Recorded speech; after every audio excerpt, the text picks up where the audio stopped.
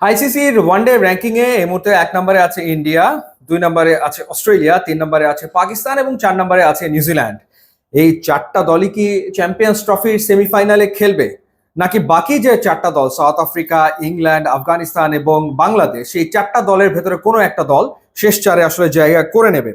মজার ব্যাপার হচ্ছে যে ঠিক এই মুহূর্তে ওডিআই র্যাঙ্কিং এ 5-এ রয়েছে শ্রীলঙ্কা, কিন্তু তারা চ্যাম্পিয়ন্স ট্রফিতে নেই। সাউথ আফ্রিকা 6-এ, 7-এ ইংল্যান্ড, 8-এ আফগানিস্তান এবং 9-এ রয়েছে আসলে বাংলাদেশ।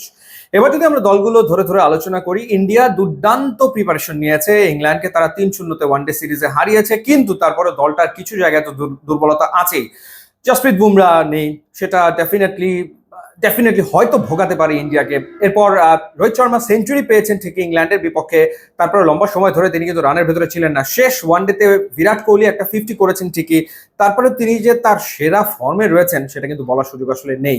তো বাকি যে ব্যাটাররা তারা দুর্দান্ত ফর্মে রয়েছে। শ্রেয়াস আইয়ারের কথা যদি বলি, দারুণ ফর্মে রয়েছেন। কে এল রাহুল রানের ভেতরে রয়েছেন। শুভমান গিল তো টানা রান করে চলেছেন। সো বাকিরা দারুণ ফর্মে থাকলেও রোহিত এবং বিরাটের ফর্ম নিয়ে একটুখানি ডাউট কিন্তু থেকেই যাচ্ছে। তো ইন্ডিয়া ডেফিনেটলি ফেভারিট, সে তা নিয়ে তো কোনো সন্দেহ নেই। পাকিস্তান ট্রাই নেশনস সিরিজের ফাইনালে খেলেছে, তারা ঠিকই নিউজিল্যান্ডের কাছে হেরেছে। পাকিস্তানের যে জায়গাটাতে দুর্বলতা লক্ষ্য করা যাচ্ছে সেটা হচ্ছে তাদের ডেথ ওভার বোলিং। তারা শেষ দিকে এসে শেষ 10 ওভারে কিংবা শেষ 5 ওভারে প্রচুর রান দিয়ে ফেলছে।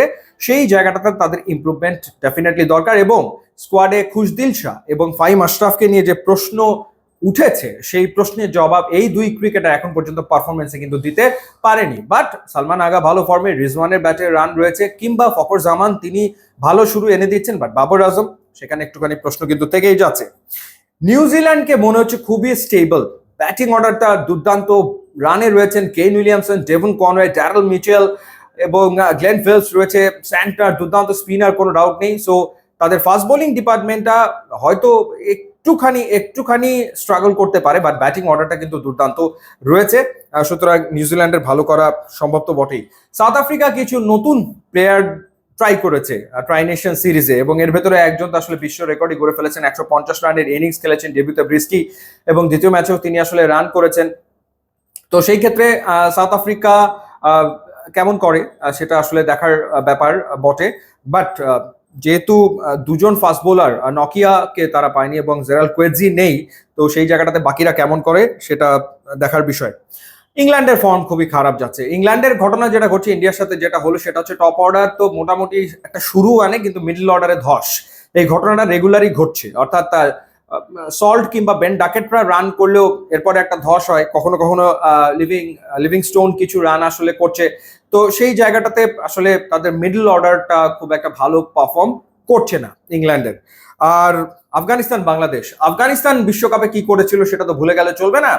অস্ট্রেলিয়ার সাথে সেই ম্যাচটা, যেই ম্যাচটাতে ম্যাক্সওয়েল যে ইনিংসটা খেললো, যেটা অবিশ্বাস্য ছিল, ওই ইনিংসটা ম্যাক্সওয়েল না খেললে তো আফগানিস্তান আসলে সেমিফাইনালই খেলে ওয়ার্ল্ড কাপের। তো আমার কাছে মনে হয় যে এবারও যদি চমক দেখে ফেলে আফগানিস্তান, অবাক হওয়ার মতো কিছু থাকবে না। আর বাংলাদেশের ক্ষেত্রে বাংলাদেশ যে কোনো দিন যে কোনো দলকে হারানোর সক্ষমতা রাখে, এটা মানতে হবে। এখন ধারাবাহিকতা বাংলাদেশ দেখাতে পারে কিনা সেটার উপরে নির্ভর করছে বাংলাদেশ এই বিশ্বকাপ, এই চ্যাম্পিয়ন্স ট্রফিতে কতদূর পর্যন্ত আসলে যেতে পারে। তো সেই ক্ষেত্রে একটা গ্রুপে রয়েছে ইন্ডিয়া, পাকিস্তান, নিউজিল্যান্ড এবং বাংলাদেশ। আর একটা গ্রুপে সাউথ আফ্রিকা, ইংল্যান্ড, অস্ট্রেলিয়া এবং আফগানিস্তান। তো অস্ট্রেলিয়ার প্রবলেম হয়ে গেছে যে তাদের প্লেয়ার মানে মিচেল স্টার্ক, কামিন্স, মার্শ, এই ধরনের প্লেয়াররা তো আনঅ্যাভেলেবল হয়ে গেছে, ইনজুরিতে পড়েছে, তারা আসলে নেই।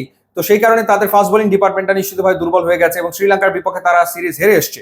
তো ওই গ্রুপ থেকে মনে হচ্ছে যে অনায়াসে সেমিফাইনাল হয়তো চলে আসবে সাউথ আফ্রিকা এবং England, Afghanistan. South Africa, England, Afghanistan, আপনি বলুন আপনার কাছে কি মনে হয়। এবং আরেক গ্রুপ থেকে ইন্ডিয়া, পাকিস্তান, নিউজিল্যান্ড এবং বাংলাদেশ রয়েছে। তবে এখান থেকে আমার কাছে মনে হচ্ছে যে নিউজিল্যান্ড চলে যাবে। আর একটা কোন দল সেমিফাইনালে জায়গা করে নেবে, ডেফিনেটলি আপনার মতামত জানাবেন, এবং কোন টিমকে আপনার সবচেয়ে স্ট্রং মনে হচ্ছে সেটা আসলে জানাবেন। এবার জানিয়ে রাখি যে চ্যাম্পিয়ন্স ট্রফি তো একেবারে দৌড় গোড়ায়। আপনারা বাংলা এবং ইংলিশ কমেন্ট্রি সহ পুরো চ্যাম্পিয়ন্স ট্রফি দেখতে পারবেন শুধুমাত্র টফিতে 19 ফেব্রুয়ারি থেকে। এবং প্রত্যেক ম্যাচের আগে পরে pre match, post match show থাকছে, ইনিংস ব্রেকে কুইজ শো থাকছে।